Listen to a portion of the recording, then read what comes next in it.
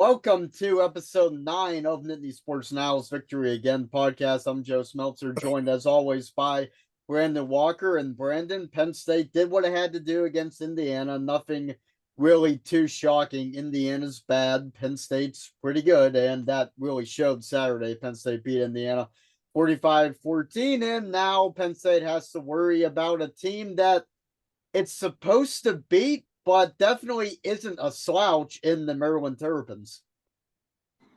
Well, I did write about that on earlier today. As you can see the column about, I think this is going to be a competitive game.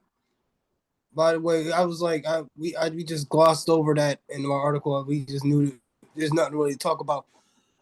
Without us breaking down the game, since it's still Tuesday as we are recording, I think if Talua is healthy, I think they're going to give him a game, and we'll see what happens. This is going to be a test because what do you? I was going to ask your opinion. What do you think about what I wrote today? You think that's more an accurate assessment in your opinion?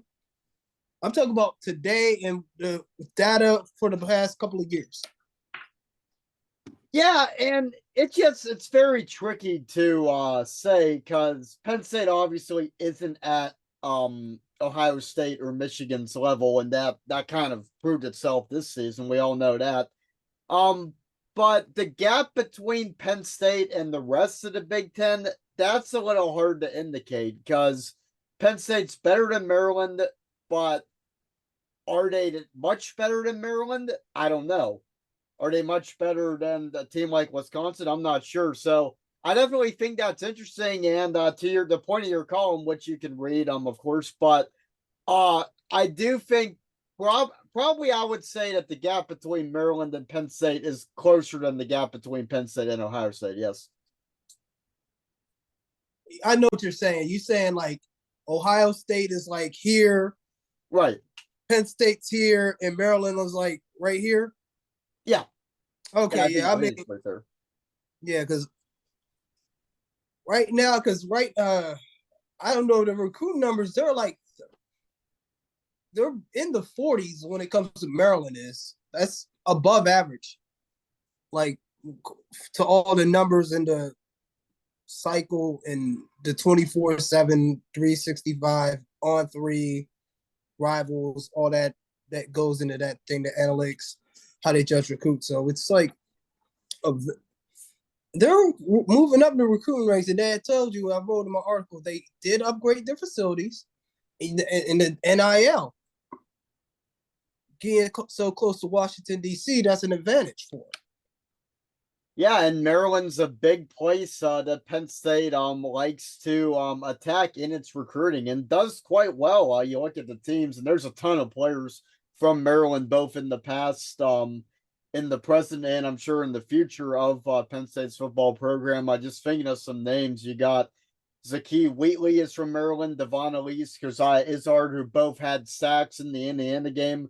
They're both from Maryland. Curtis Jacobs, linebacker from Maryland, and probably the big one and one of the big storylines of this game, Chop Robinson is from Maryland, played at Maryland. Actually, I believe Maryland and Penn State were Robinson's top two. Maryland beat out Penn State for Robinson initially, but after a year, Robinson decided it wasn't working out, transferred to Penn State, and has became one of really the better players on this Penn State football team. And Robinson wasn't made available to the media in the Zoom calls this week. But yeah, that's going to be a big storyline is how Chop Robinson will perform against his old team. So that should be interesting. He could be a key factor in the game.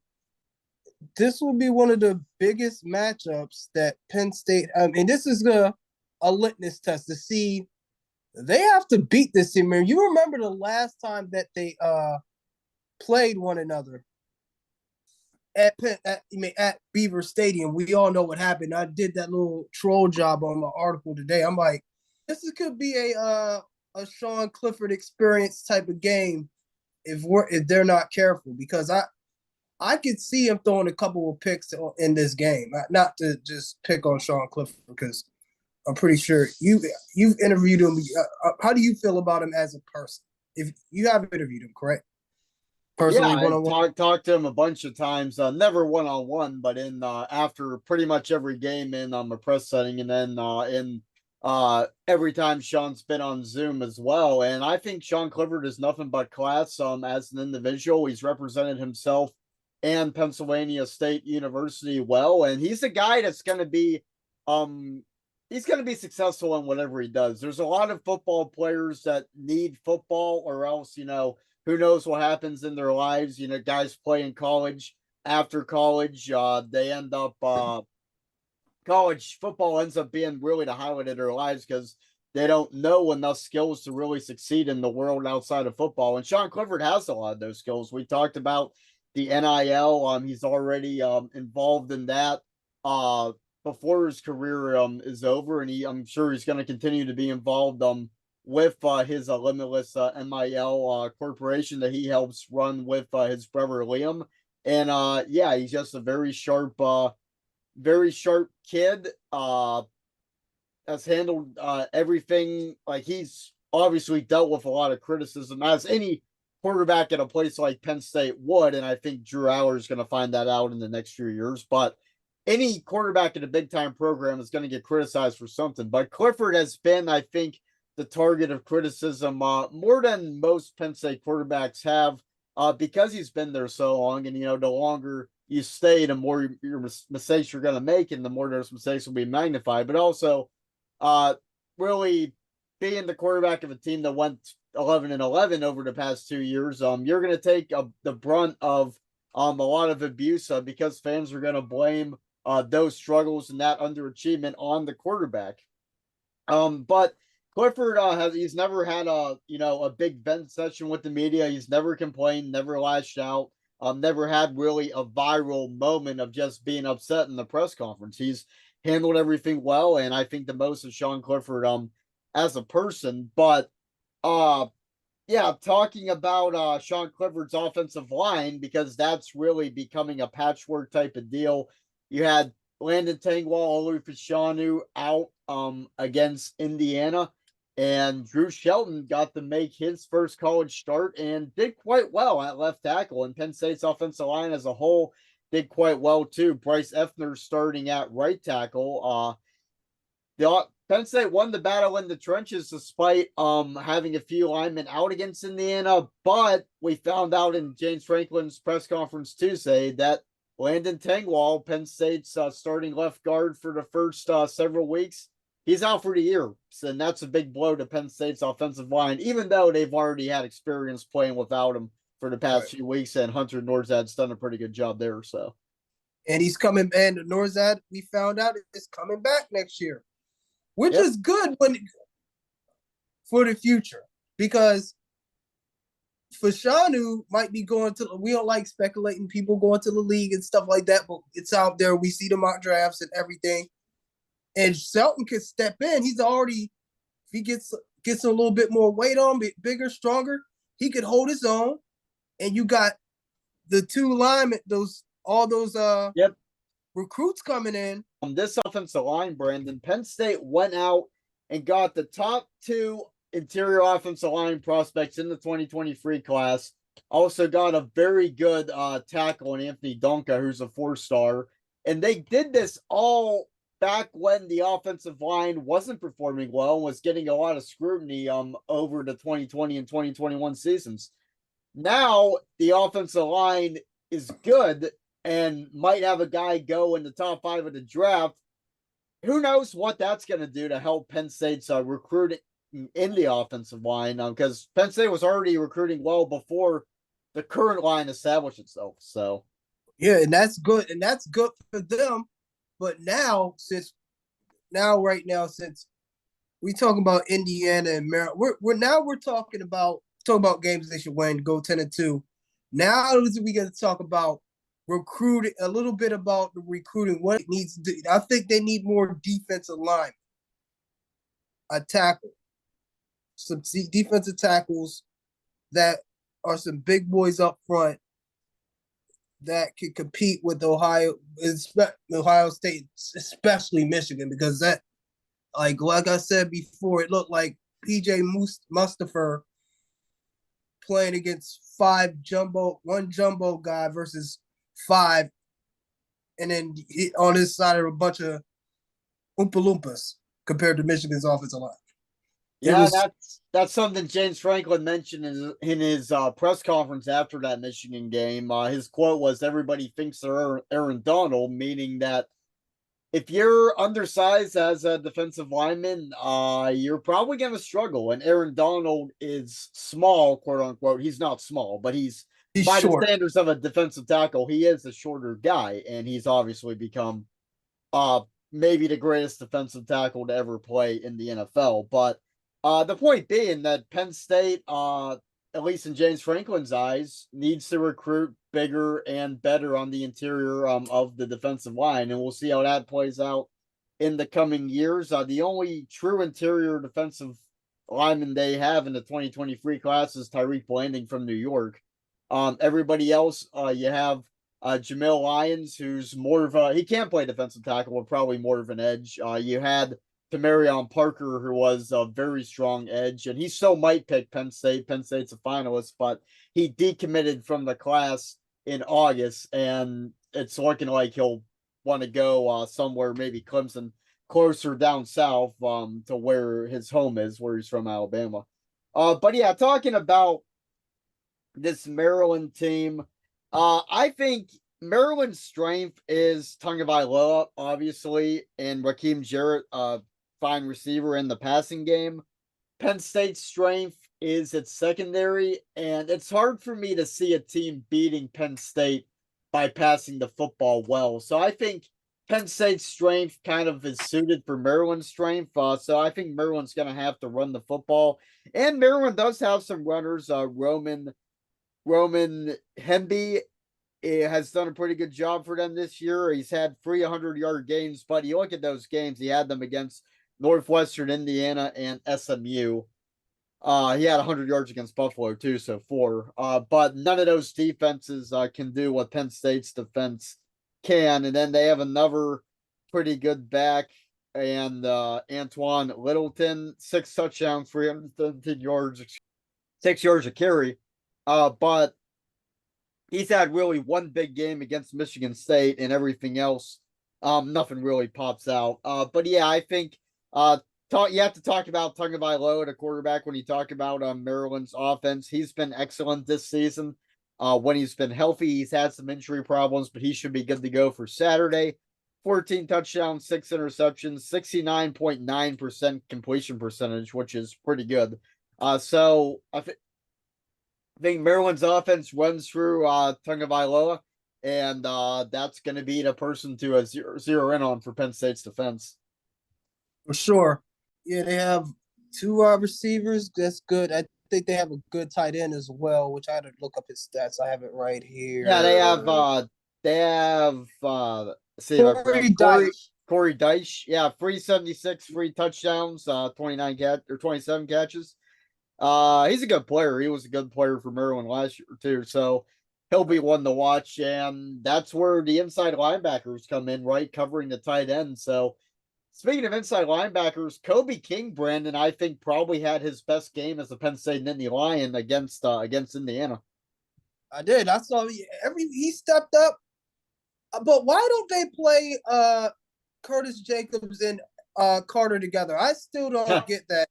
And 2, I don't like that. And what and coming on, the only thing I don't like about the offense with Keyshawn Allen and Singleton and all that, why do they run that like wing T? What is the point of that? Because I just don't. I mean, It's just something, yeah, it's something Mike Yursich likes to do, and I don't know, it's kind of predictable, right? Like you get to yeah, get inside the 5-yard line, here comes the wing T. So yeah, they need to.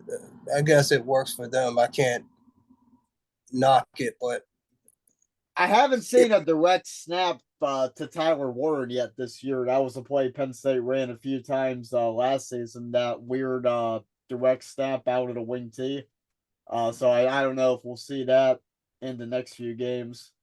But talking about Kobe King, he had 2.5 tackles for loss, a quarterback hit. Penn State I think set the school record for tackles for losses. They were just all over Indiana, and They had 16 tackles for losses.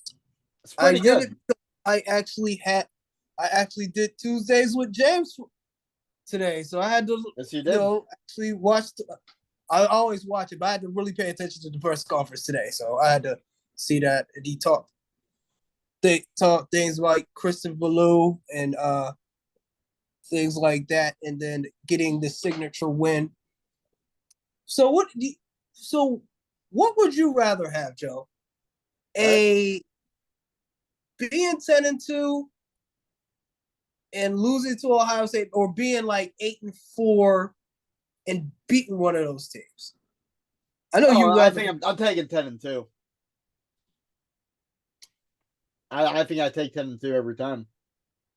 Because if you go 8-4 and beat Ohio State, I think the main feeling at the end of the year isn't yay we beat Ohio State. It's like, okay, why is this team able to beat Ohio State but it can't beat Maryland or Michigan State? I think that just upsets people even more. If you do what you haven't been able to do most of the time, but you still have an underwhelming season, I think that just adds to the anger of the fan base when you can beat the best team in the Big Ten, but then lay an egg. That just, I mean, you see how upset Pitt fans were, back in years when it would beat Miami and finish 5-7, and 8-4 is better than 5-7. But I think if you get a big win, but you also have a loss to a team you should beat, I think that kind of takes away everything good that comes out of the big win. Yeah, that does. You have a right, because he did say that. He's like, even if you're a one, if we don't go 1-0, y'all gonna bitch and moan about that too. So I'm like, yeah, you're right. So you just gotta win and win consistently if you can, and that's what great programs do. Yeah, and Oh, Penn State was dealt a bad hand with the schedule. It's weird because this is one of the first years I can remember as a Penn State fan, and I'm sure there have been others similar, but every team Penn State has played this year has either been a lot worse than Penn State or a lot better than Penn State. There's been no in between. Probably the closest thing to in between thus far was Minnesota, but Minnesota was playing without Tanner Morgan. So Penn you State know, was, well, you take away Tanner Morgan, Penn State's a much better football team than Minnesota.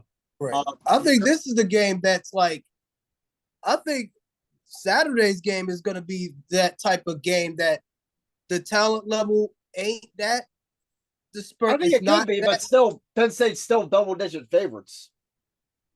they are. What's the number? I think the line is 10, but I'll have to look. But I And think what this Penn State's team's missing is playing a team that's like dead even against it. Like, for example, say you're 9-2 going into the land grant game, and Michigan State's also 9-2. You beat Michigan State, everybody sees that as a team that is on equal footing and sees Penn right. State beating a team that's right there with it. Well, If Penn saying State like, beats if Penn State beats Maryland, people aren't going to see it that way. like say if they play against, we're not gonna, we'll just take a team out. We'll take Big Ten teams out. We would like to say a North Carolina. All right, They're not yeah, that's a good like example. that ill.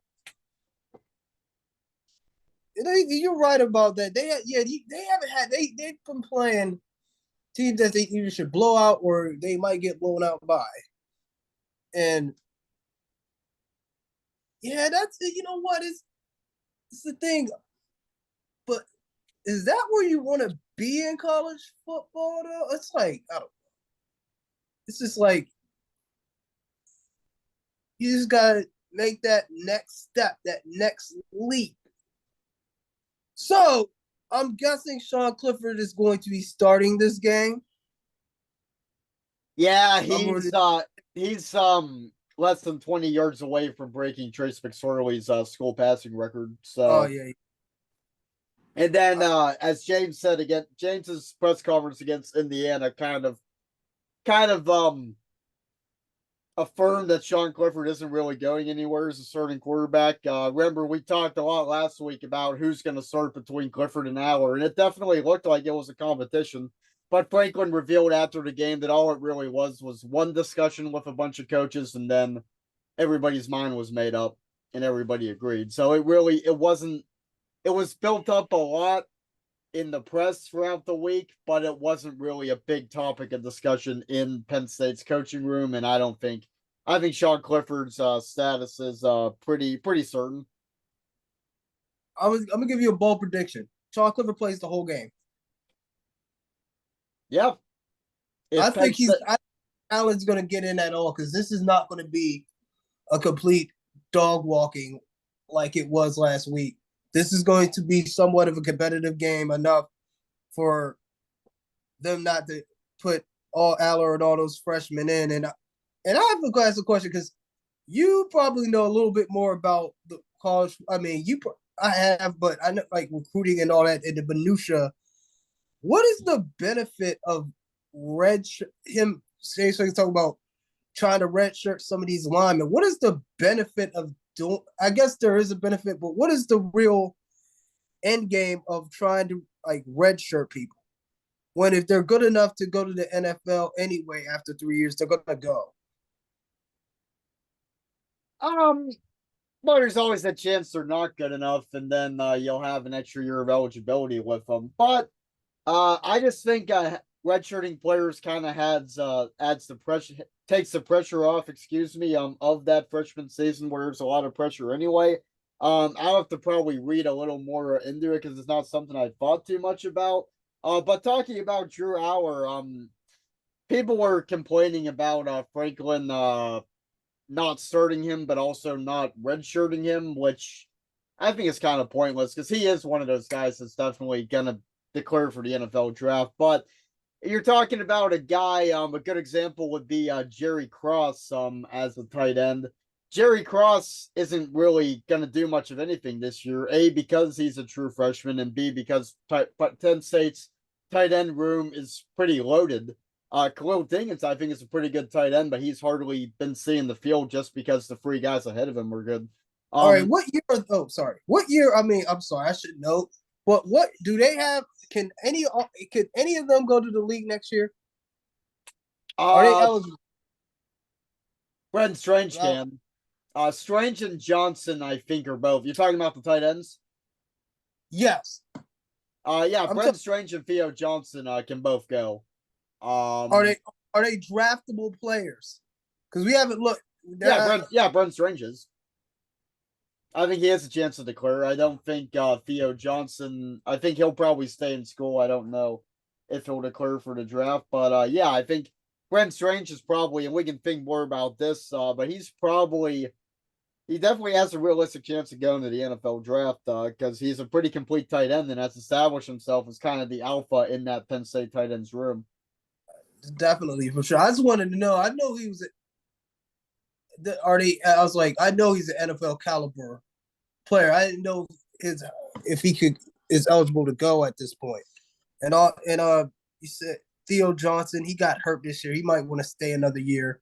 And then you got two like don't we have like three more tight ends coming as well? They got Andrew Raplia. I don't know if I said that name right, but he's from Massachusetts. He's coming in. Mega Barnwell is an athlete, listed as an athlete, but he might play tight end. Matthias Barnwell from Virginia, and then Joey Scheffler. So yeah, that's three tight ends coming in Right. potentially. We don't know where Barnwell's going to play, but Like yeah, we don't know. I was like, what is he gonna play? He says athlete. He says tight end, defensive tackle, defensive end. It's like he can who play on the defensive line too. I don't really know where they're gonna want him. That those things are kind of hard to predict. But like Khalil Dinkins could have been a linebacker, but he ended up being a tight end. And um I think whatever happens, if Brendan Strange leaves, then that could open the door for Khalil Dinkins to do some pretty nice things next year. yeah, so their tight end room is gonna be loaded again. So yeah. Yep. That's just like, So what do you think? What do you see out of this Maryland game? I know I didn't. I was like, Yeah. I kind of see it as maybe similar to last year's Maryland game, if not a little less tense, because last year, that Maryland game last year, side note, was the first game I ever worked for Nittany Sports Now, my first road trip. A lot of firsts that day, but Penn State and Maryland were kind of in a dogfight for a bit. It was tied at 14 in the third quarter, and then Penn State kind of broke it open, led by Jahan Dotson, who broke the program record for receiving yards against the Terps. Penn State ended up winning 31-14. Pick six by Jair Brown sealed the deal. But I think Penn State's gonna be in control, but they won't bury Maryland the way it buried Indiana. It's probably going to be something where Penn State is the better team the whole way through. Maryland hangs around, but Penn State ends up winning probably by between 10 and 17 points. see it the same way. I think they'll pull away at the end. If anything, I said Drew Allen, he might be able to take a few kneel downs at the end, but other than that, it's not. I think it's going to be a very. I think it'll be within one score at the half, and then Penn State has to. No, it's not. I can't say the only way they'll lose is they beat themselves, but they have to take care of the ball for sure. You have to. You got to be disciplined on the ground. Continue to be like have your discipline, gap discipline, because this kid, I forget his rushing average. I had it in it for a minute, but he rushed for about a good.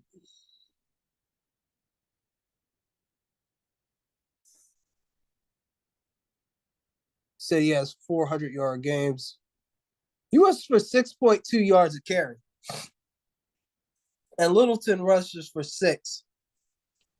Yeah, it's pretty good. So Yeah, he has 121 carries. So that's not a small sample size for this point of the year. yeah, So and it's very yeah, explosive. Yeah, like you got to score points against this team. Because I know they lost against Wisconsin. I don't know what the weather is going to be there on Saturday. It's supposed to be a little colder, but a little yeah, bit, it's a little bit. November in But PA. it ain't no. I don't think no rain or nothing like that. So conditions are not going to be. It's going to be pretty fair for both teams. Yeah. Well, we will see what happens. Until then, this has been episode 9 of the Victory Again podcast. Can until Saturday's game, you can check out myself and Brandon's writing on Nittany Sports Now, as well as everybody else on our team. Yeah, until Saturday, for Brandon Walker, I'm Joe Smeltzer, and this has been episode 9 of Nittany Sports Now's Victory Again podcast.